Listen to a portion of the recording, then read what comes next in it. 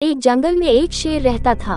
उसी जंगल में एक लोमड़ी भी रहती थी जो शेर की असिस्टेंट थी। लोमड़ी जंगल में जानवरों का पता लगाती थी और आकर उसकी सूचना शेर को दे देती थी। शेर बड़ा ही खूंखार और क्रूर था। वो आवश्यकता से अधिक जानवरों का शिकार करता था। शेर शिकार किए गए जानवरों में से कुछ को खा लेता था और पेट भरने पर बाकी जानवरों को वैसे ही छोड़ देता था। इस प्रकार आवश्यकता से अधिक जानवरों का शिकार होने से जंगल के सारे जानवर खत्म हो गए। अब शेर और लोमड़ी के भूखे मरने की नौबत आ गई। शेर ने लोमड़ी से कहा कि वह जाकर जंगल के आसपास दूसरे जानवरों का पता लगाए जिससे शेर का और लोमड़ी का दोनों का पेट भर सके।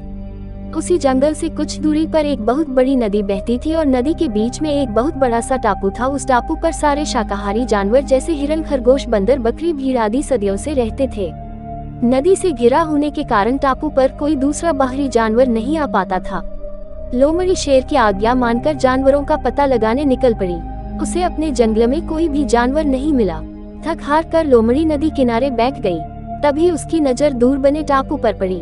लोमड़ी ने सोचा अवश्य ही इस टापू पर कुछ जानवर रहते होंगे। ऐसा सोचकर लोमड़ी तैरकर टापू पर जाकर देखती है तो वहाँ बहुत से शाकाहारी जानवर थे, किंतु कोई भी मांसाहारी अथवा शेर को चुनौती देने वाला जानवर नहीं था। ये देखकर लोमड़ी बहुत खुश हुई और अपने जंगल लौटकर उसने शेर को सारी बात बतलाई। लोमड़ी की बात सुनकर शेर बहुत खुश हुआ और उसने लोमड़ी को शाबाशी दी।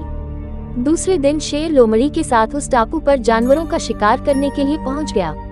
टापू पर शाकाहारी जानवरों को देखकर शेर के मुंह से लार टपक रही थी।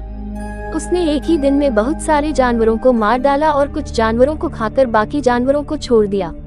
शेर लगातार 2 दिन इसी प्रकार शिकार किया। टापू के सारे जानवर शेर से बुरी तरह डर गए और सभी ने एक सभा बुलाई।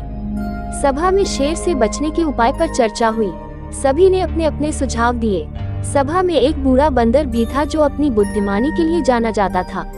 सारे जानवरों ने उस बूढ़े बंदर से सुझाव मांगा। बूढ़े बंदर ने कहा, इस प्रकार अगर हम डरकर भागते रहे तो हम में से कोई भी नहीं बचेगा। हमें सूझबूझ के साथ इस शेर का सामना करना पड़ेगा। जंगल के दूसरे जानवरों ने बंदर से पूछा कि उनके पास शेर के समान ना तो बड़े दांत हैं और ना ही तेज नाखून, वह शेर का सामना कैसे कर पाएंगे।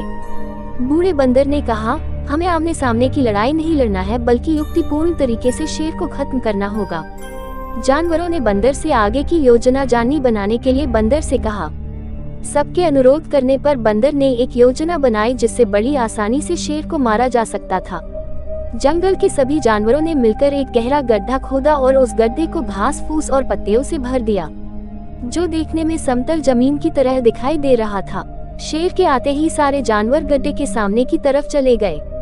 शेर ने जैसे ही जानवरों को देखा उसकी भूख जाग गई और वह जानवरों का शिकार करने के लिए उनकी तरफ भागा। जैसे ही शेर गड्ढे के ऊपर से निकला, घास फूस और पत्तियों के दब जाने से शेर गहरे गड्ढे में गिर गया। शेर ने और गड्ढे से निकलने का बहुत प्रयत्न किया, किंतु गड्ढा अधिक गहरा होने से लाख कोशिश करने के बाद भी वह गड्ढे से नहीं निकल सका। शेर के साथ साथ उसके पीछे भागते हुए लोमड़ी भी गड्ढे में गिर गई। भूख और प्यास से शेर और लोमड़ी दोनों की गड्ढे में ही मौत हो।